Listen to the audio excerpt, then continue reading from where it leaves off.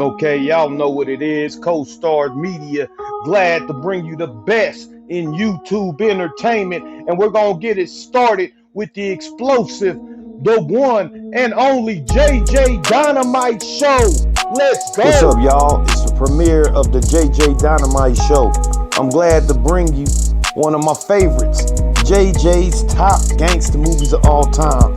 We'll have some new, some old, some you heard of, some are classics. So let's get started with number 10, Young Blood, starring Lawrence Hilton Jacobs and John O'Dell as Young Blood. This is a great 1970s movie. I think this is the first Blood and Crip movie. Somebody from California tell me if I'm wrong or right. What I loved about these old movies they call blaxploitations, I don't, is it's always against the man. And this don't fall far from the script.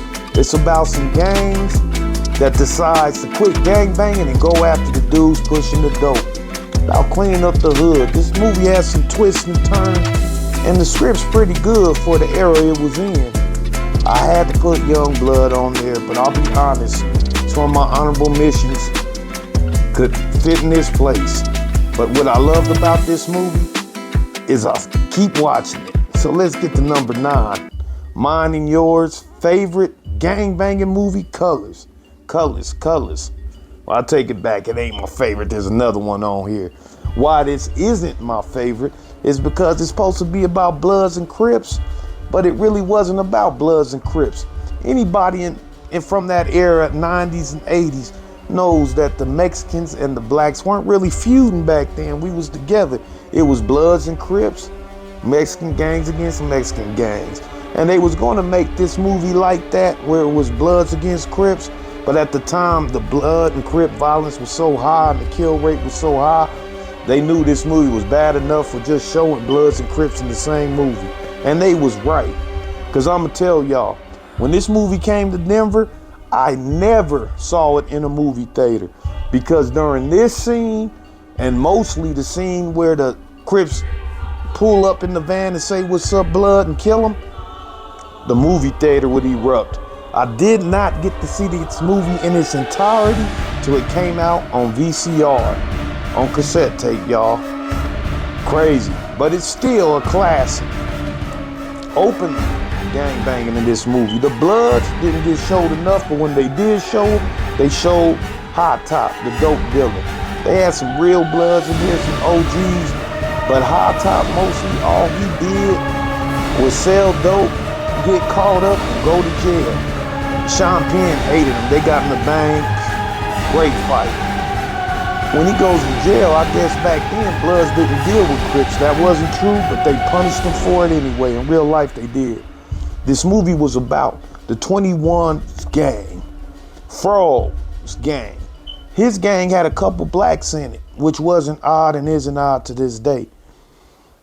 He goes around and goes to the county and gets to listening. He makes a deal with Duvall, and all shit breaks loose because he gets the Crips involved. The Crips are pretty strong in this movie. I ain't gonna lie, they was pretty strong back then. Well, Damon Wayans was crazy, but he still was a Crip. And when he go to jail, he get all the shit started by running his mouth and letting people hear the business. When it gets back to Don Cheeto, a Denver native, he's a motherfucking fool. He takes it out on the 21s, shoots them up, and it starts a quick gang war. It wasn't a long one because it's only a 2-hour movie. 21s come back, do their thing, and you know Don Cheeto's a nut. He goes out in a blaze of glory, and that's pretty much the movie. There's a lot of sub things in it, like Sean Penn's girl being from the 21s, and he didn't know a lot of stuff, but it ends like most gang banging movies. Dead blacks. So let's get on to number 8, Belly, with Nas and DMX. Love this movie, a hip hop classic. And what people don't know is some of this movie was based on true events. Not Nas and DMX, but when they go to Omaha, all that, I was in the feds, and the dudes from Omaha talked about this movie. T-Boz and DMX's girl looked beautiful. in this movie. I would say that's the best T-Boz ever looked. And the sister, the dark sister, she was our favorite dark sister back then. Vita, y'all might remember her from Ja Rule. She was in this movie. She played a jailbait. But the most hardest person in this movie is this Jamaican. His body count is mad. If you saw the movie, you know what I'm talking about. Meth got to be up there too, but he was kind of a crash dummy.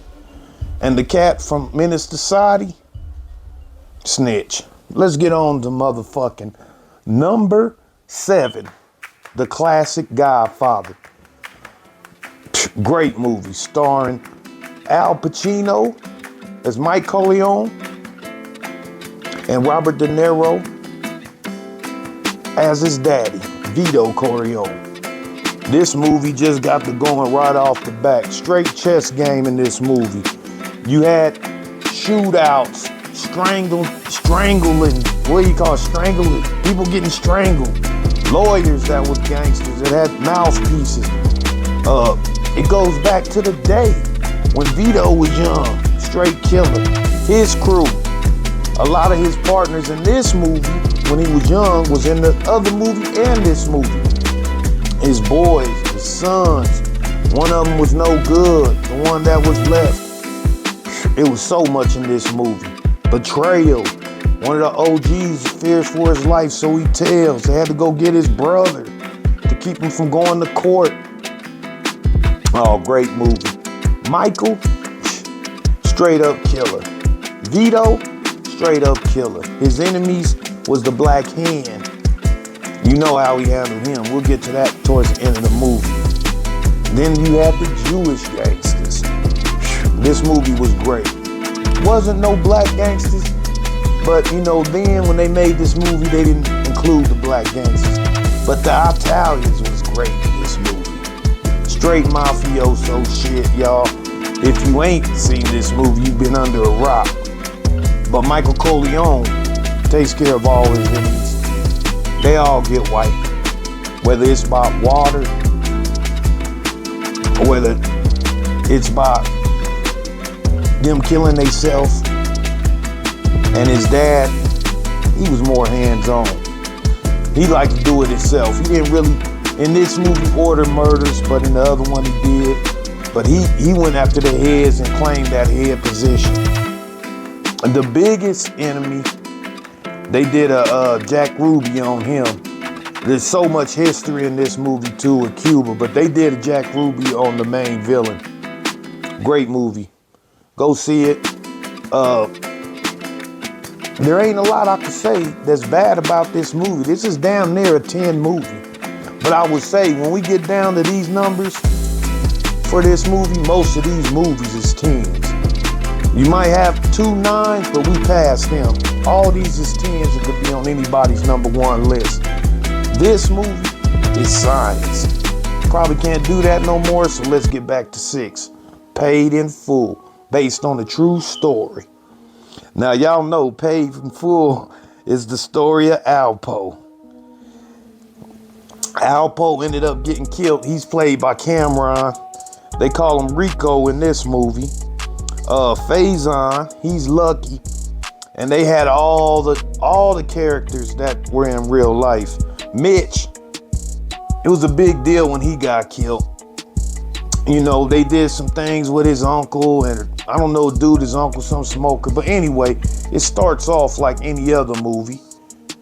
Lucky, he finds some dope and starts flipping. And you know, once you start that first sale, it's one flip to another flip.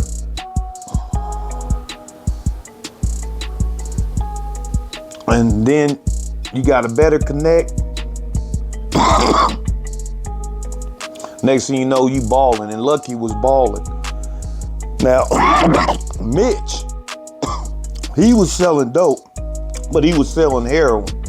And that game eventually got him caught up where he had to take care of some business, and it ended up with him going to jail. Once he in jail, he meet Rico, who is Cameron, who's Alpo. Straight up fool, he know the connect, he know what he gotta do to get in, and he do it. So then when he get out, he get the floss and his name's big. He make a big show of his return, and he introduces himself to Lucky. Straight up gangster.